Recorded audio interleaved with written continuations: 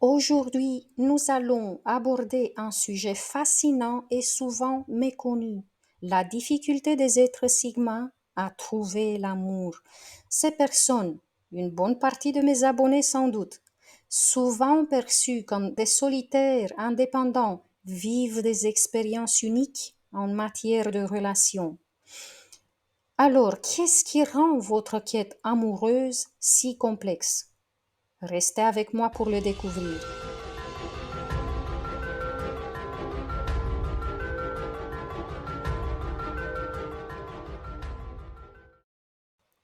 Bonjour à tous et bienvenue sur la chaîne des hypersensibles. Je m'appelle Claudia Stéphane, je suis hypnopraticienne et je travaille avec les hypersensibles et les surdoués. Alors, pour commencer, définissons pour ceux d'entre vous qui ne savent pas ce qu'est un être sigma. Contrairement au type de personnalité plus classiques comme les alphas ou les bêtas, les êtres sigma sont des personnes énigmatiques, profondes et indépendantes qui aiment vivre en dehors des hiérarchies sociales traditionnelles. Elles sont souvent perçues comme des solitaires, mais cela ne signifie pas qu'elles ne désirent pas l'amour. Eh bien, pour mieux les comprendre et comprendre aussi la complexité de leurs relations amoureuses, voyons ensemble quelques caractéristiques de ces personnes si exceptionnelles. Indépendance. Les sigmas valorisent leur autonomie et préfèrent passer du temps seuls plutôt qu'en groupe. Il ne s'agit pas seulement d'une force intérieure qui est active chez eux, c'est aussi le fait que dans une dimension énergétique, les sigmas n'aiment pas sentir leur champ d'énergie entaché par les vibrations souvent très basses du monde qui les entoure. Pour eux, les meilleurs amis qui élèvent leur âme d'ailleurs sont la nature, les plantes, les arbres, les animaux. Une autre caractéristique, c'est la réflexion. Ils sont souvent introspectifs et passent beaucoup de temps à réfléchir sur eux-mêmes et sur le monde qui les entoure. En réalité, ils se connectent à leurs ressentis profonds qui leur dévoilent des vérités inaccessibles au monde. Dans ces moments méditatifs d'introspection, ils sont inspirés, ils peuvent capter les mondes invisibles qui s'ouvrent à eux. Un autre aspect de la personnalité des sigmas, c'est l'authenticité. Ils sont authentiques et recherchent des connexions authentiques et profondes, ce qui peut rendre les relations superficielles particulièrement frustrantes. Si une personne sigma ne sent pas la connexion avec l'âme de l'autre, elle préfère ne pas communiquer du tout. Elle peut même contourner, éviter les individus superficiels pour ne pas perdre son temps ni baisser son énergie. Trouver des personnes qui leur ressemblent s'avère être des fois très difficile, donc les sigmas peuvent avoir des périodes de célibat assez longues et ils peuvent même être très heureux ainsi, car ils ne sont pas désespérément à la recherche d'une relation amoureuse, ils ne se voient pas comme des moitiés à la recherche d'un autre qui puisse les combler. Ils peuvent s'investir beaucoup dans leur quête intérieure, dans leur développement spirituel, ce qui fait que pour les êtres sigma, la relation avec eux-mêmes est plus importante qu'une relation de couple. Malgré tout, s'ils rencontrent des personnes qui leur ressemblent, c'est pour eux un pur bonheur de s'ouvrir à l'autre. Néanmoins, la discrépance entre les sigmas et les neurotypiques est ressentie par ces derniers aussi qui sont plutôt intimidés.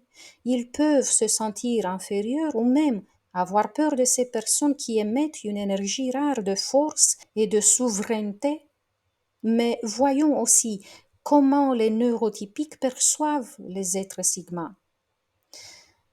Les neurotypiques, c'est-à-dire les personnes ayant un développement cognitif considéré comme normal, peuvent avoir du mal à comprendre et à s'adapter aux caractéristiques des êtres sigma. Voici quelques points clés.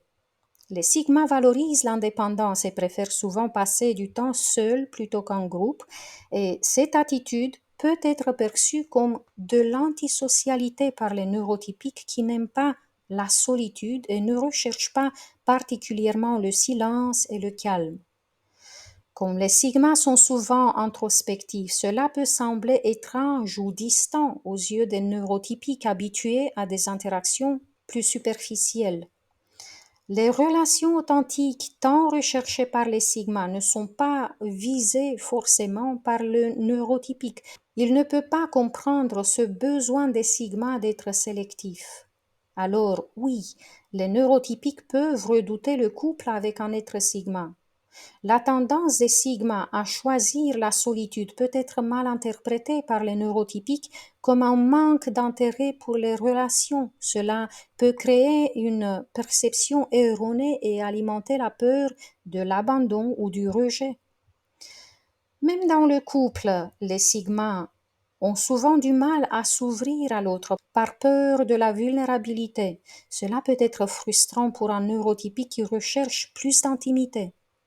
Les sigmas ne se conforment pas toujours aux normes sociales traditionnelles. Cela peut créer un fossé avec un partenaire neurotypique attaché aux codes sociaux. Les sigmas recherchent souvent la plénitude dans une relation. Ça peut les amener effectivement à être très exigeants. Ils cherchent à s'élever grâce et avec l'autre, et ils sont souvent déçus par une certaine platitude de l'autre, qui rend les échanges difficiles.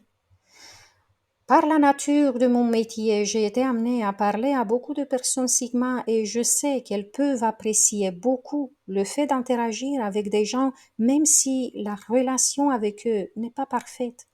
Elles peuvent découvrir que chaque connexion a son propre potentiel et peut mener à quelque chose de beau. En conclusion, la quête de l'amour pour les êtres sigma est semée d'embûches, mais elle n'est pas impossible. En travaillant sur la vulnérabilité et en étant ouverts à l'imparfait, ils peuvent trouver des connexions significatives. Je recommande la visualisation aussi. Votre inconscient a besoin de savoir ce que vous recherchez exactement. Vous avez besoin de fixer, par écrit, pourquoi pas, les qualités que vous souhaitez retrouver chez l'autre et fixer aussi les défauts que vous n'êtes pas du tout prêt à accepter. Et ce n'est pas du tout de la magie. S'il sait avec précision ce que vous cherchez, votre inconscient vous attirera des personnes qui vous correspondent. Peu importe quel âge vous en avez, vous pouvez créer pour vous-même la vie que vous voulez dans une compagnie agréable et douce pour votre âme. Laissez-moi un cœur dans les commentaires, non pas si vous espérez, mais si vous sentez en vous que c'est vrai. Et puis, n'oubliez pas de vous abonner pour faire partie de la petite communauté des hypersensibles spirituels. Je vous adore tous. Jusqu'à la prochaine fois, je vous embrasse très fort. Prenez bien soin de vous.